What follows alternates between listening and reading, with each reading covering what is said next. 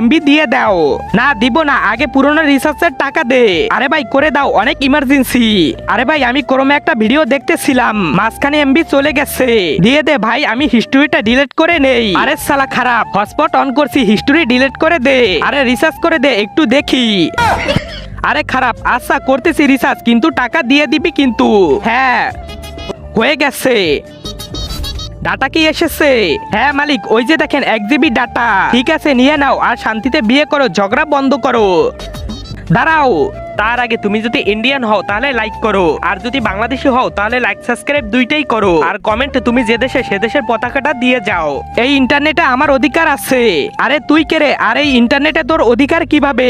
আমি data loan OLA, তুই আমার থেকে 1 জিবি ডাটা লোন নিয়েছিলি, আর তুই যতক্ষণে লোন পরিশোধ না করবে ততক্ষণে এটা কেউ ব্যবহার করতে পারবে না। আরে এই বিয়ে হবে না। আরে ঝগড়া বন্ধ করো, আমার মোবাইল ভেঙে যাবে।